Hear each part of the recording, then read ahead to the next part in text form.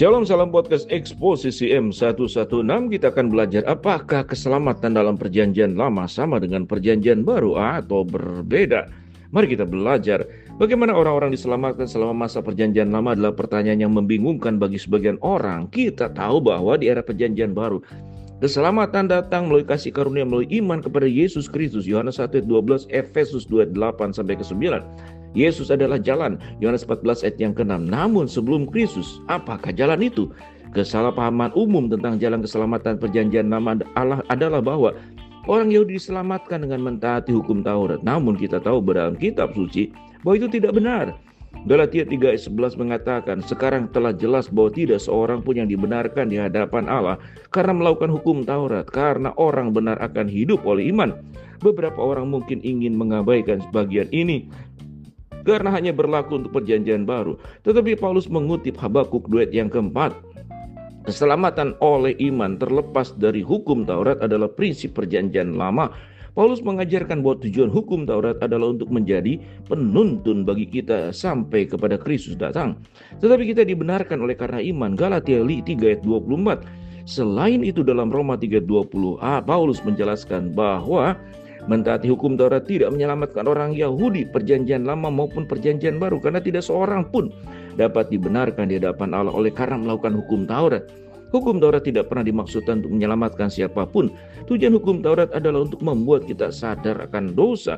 Jika jalan keselamatan perjanjian lama bukanlah mentaati hukum Taurat, lalu bagaimana orang akan diselamatkan?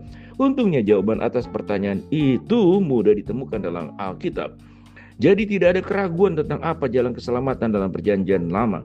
Dalam Roma 4, Rasul Paulus menegaskan dengan sangat jelas bahwa jalan keselamatan perjanjian lama sama dalam jalan keselamatan dalam perjanjian baru, yaitu yakin oleh kasih karunia melalui iman saja di dalam Kristus saja.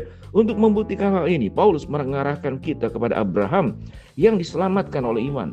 Abraham percaya kepada Tuhan, maka Tuhan memperhitungkan hal itu kepadanya sebagai kebenaran. Roma 4 ayat yang ke-3.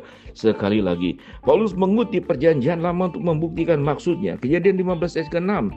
Kali ini Abraham tidak mungkin diselamatkan dengan mentaati hukum Taurat, tetapi ia hidup oleh lebih dari 400 tahun sebelum hukum Taurat diberikan.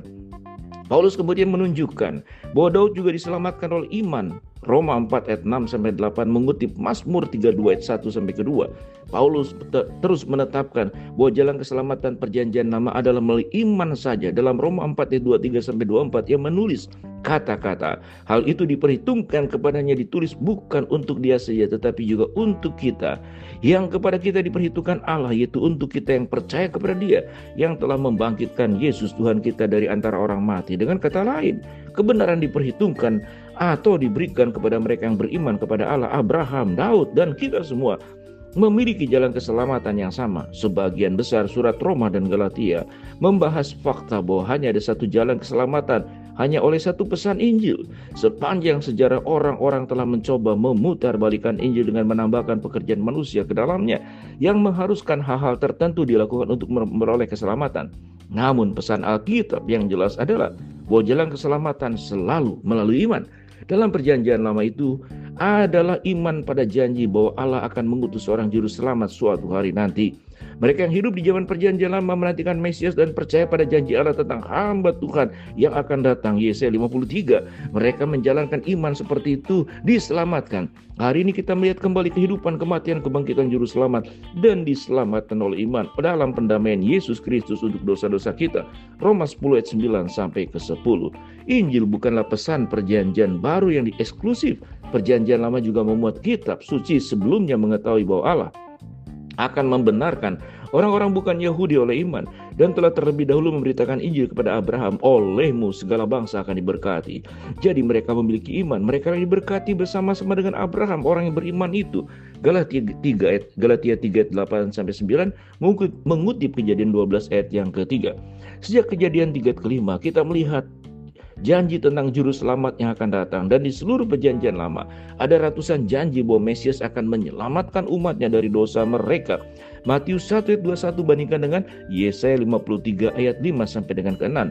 Keenam, iman Ayub adalah pada kenyataannya bahwa tahu bahwa penebus hidup dan akhirnya ia akan bangkit dari atas debu. Ayub 19 ayat ke-25. Jelas, orang-orang kudus perjanjian lama menyadari penebus yang dijanjikan dan mereka diselamatkan oleh iman kepada juru selamat itu. Dengan cara yang sama orang-orang diselamatkan saat itu. Tidak ada cara lain. Yesus adalah batu yang dibuang oleh tukang-tukang bangunan, yaitu kamu sendiri. Namun ia telah menjadi batu penjuru. Keselamatan tidak ada dalam siapapun juga selain di dalam Dia, sebab di bawah kolong langit ini tidak ada nama lain yang diberikan kepada manusia yang olehnya kita dapat diselamatkan. Kisah Rasul 4 ayat 11-12 itu mengutip Mazmur 118 ayat yang ke-22. Sedemikian luar biasa penjelasan bahwa keselamatan di dalam perjanjian lama dan perjanjian baru itu jelas sama. Shalom, salam podcast M116, podcast eksposisi.